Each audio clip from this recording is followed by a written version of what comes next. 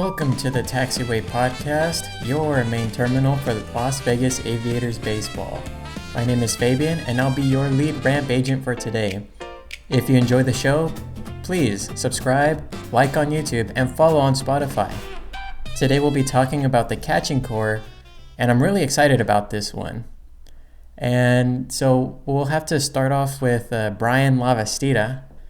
And I was actually really excited to see that Lavastida was returning. I initially thought that he wasn't going to because it took MLB so long to officially add him to the Aviators roster, but I assume that it was December 18th when he signed, so maybe whoever's in charge of that was probably on vacation or something. But I left my reaction on X, so if you don't have it, or if you do have it, please follow me there. So more on Lavastida. He actually joined the Aviators halfway through the season from the Sugarland Space Cowboys, which is the Astros AAA affiliate. But I think most of you might remember him by, just a little something that he did at the AAA championship. Perhaps, hitting a clutch 3-run home run in the 9th inning. And it still gives me chills to this day. And, I might add a little clip of it.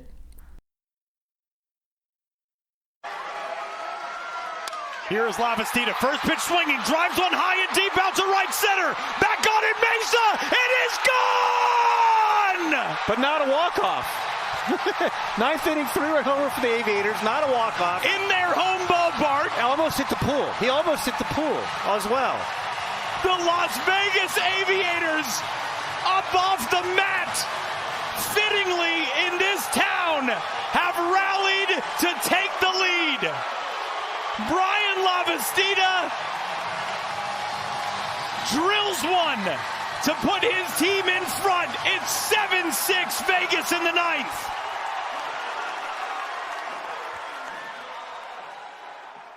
I'm still having chills. So let's dive deep into the numbers and let's see what we should expect from him. So Lavastida, age 27. He's primarily a catcher, but he's an offense-first kind of guy. And if you compare his time with the Aviators with the Sugarland Space Cowboys, he actually did a lot better in Vegas. And he generated 28% more runs than league average, and he also had a .420 wOBA.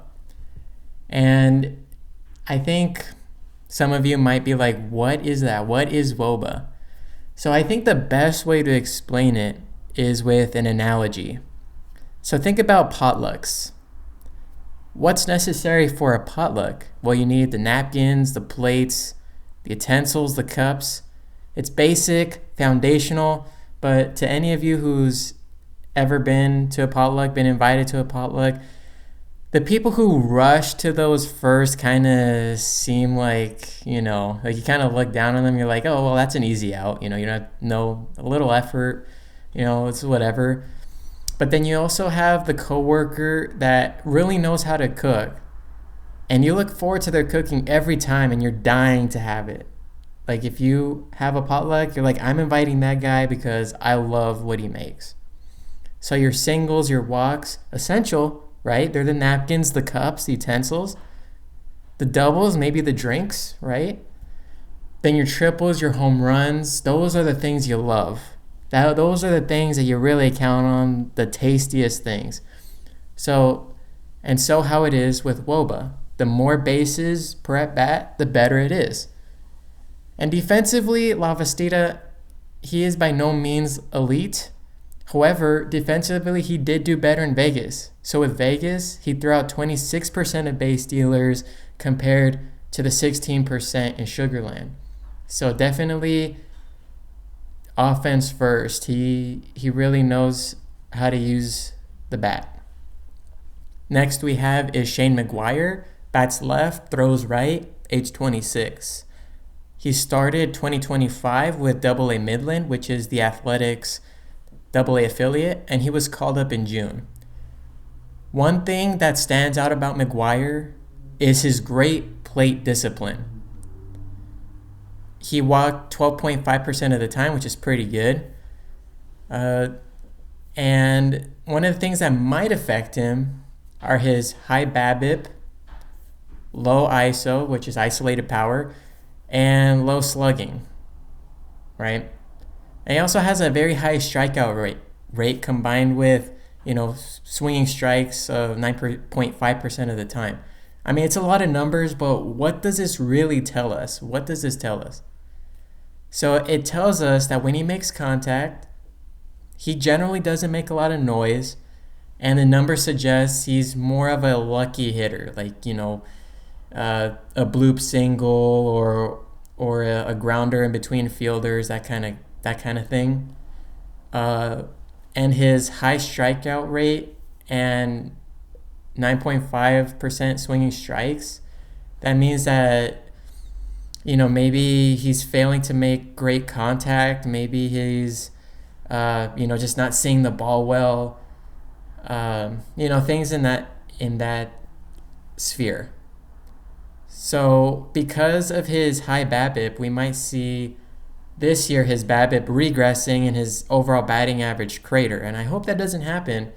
But just overall summary, doesn't make a lot of hard contact, lucky hitter, and high strikeout rate kind of guy. However, where I think that McGuire shines the best is on defense. He is a solid defense-first catcher. And he catches potential base stealers 33% of the time, which is really great. He also had no passed balls on the season. So I think he would be a great fit for when you're facing a team with a lot of speedsters. Next we have is Nick Schwartz. He bats right, throws right, age 24. He is the youngest catcher on the roster. So Nick, he started 2025 with the Lansing Lugnuts, which is the Athletics High A affiliate. He skipped AA and he went straight to Vegas, straight to AAA. And then he had 2 stints on the development list, and he didn't have a lot of performances because he struggled at the AAA level. So in light of that, I'm going to use his stats from High A because his numbers with AAA would be too skewed. And so I just want to double down and say that my overall take on him is going to be very projection heavy because of the lack of information that we have on him at a higher level in baseball, right? So having said that, his numbers weren't the greatest, both in the batter's box and behind the dish. So based on the numbers, he relies on sneaky ground balls and the occasional blooper to get on base, because he has a high ground ball to fly ball ratio, high BABIP, low isolated power, so that just means that he's lucky, not a lot of power. He also struggles with plate discipline with a low walk percentage mixed with a high strikeout percentage, almost 30%, but more specifically 28.8, right? Unfortunately, on defense, it doesn't get any better. He was only able to catch 19% of runners trying to steal and 5 passed balls.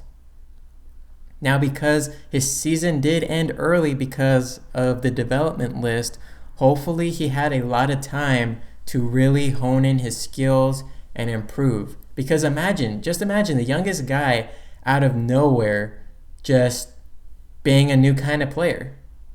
Now, I'd be really excited to see if Nick can improve, and so that's something that we'll be looking into during the season. And if he gets invited to spring training, hopefully he'll be able to showcase what he's been working on all off-season long. Next we have is Bryan Serven. He bats and throws right, and he's a 30-year-old veteran from Palm Desert, California. So Serven was signed this offseason on a minor league deal with the A's.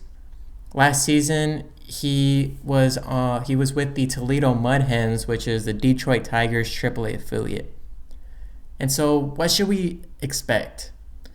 So he won't be a production machine, but he'll be great at getting on base with well-placed ground balls. He's not a power hitter by any means, but he has great plate discipline. The only drawback is that he has a lot of swing and miss, so that contributes to his high strikeout percentage. Defensively also, he won't be a threat to throw a lot of base stealers, so that might be a problem. But if we take a step back, if we zoom out, if we try to take a look at the bigger picture, I think this is a great veteran signing. You're signing a guy with multiple years of major league experience with the Blue Jays and the Rockies, so it not only benefits a young catching core, but it can greatly help all of the younger pitchers on the Aviators. So even if he's not the guy that you'll expect to carry the offensive production, you can lean on him and the other veterans on this team to be great leaders and guide the younger players, it just speaks to the thought that the Athletics have to their player development. So we can always go on the numbers, just look at the numbers, but we also have to look at the at the things the intangibles, the things that you can't put on paper, the things that you can't assign a number to, right? And so that's something that I've also have had a hard time with, with the few episodes that I've put out, is that I'm just leaning so heavily on the numbers that we forget that these are people. They're people, and so it's good to look at the overall context at where could this, what is the benefit of this signing, right? Or just things of that nature, because if we just look at the numbers, it can be very robotic. It's because baseball is a very romantic sport. You can't put numbers on that. You can't, the numbers are a good guide, but I don't think it should be the be all end all. But enough of the sappy stuff. On my final thoughts about this catching core. Defensively, this catching core isn't anything special, right? But I think one standout defensively is Shane McGuire. If he's behind the dish, he'll make a runner think twice before trying to steal. Offensively, Bryan Lavastida can inject some life into this Aviators lineup. And as we've seen in the past from him, he lives for the big moments. We can also see Brian Serven as another option offensively, but I would see him more as a table setter and not an explosive type of hitter. For my picks for this catcher's depth chart, I'd have Lavastida as the primary catcher, followed by McGuire if you have a team with a lot of speedsters, then Serven, then Schwartz. So sound off in the comments about what you think. If you enjoyed this episode, leave a like, subscribe if you're on YouTube, or follow if you're listening on Spotify. My name is Fabian, your lead ramp agent, and this has been the Taxiway Podcast. Farewell and Godspeed.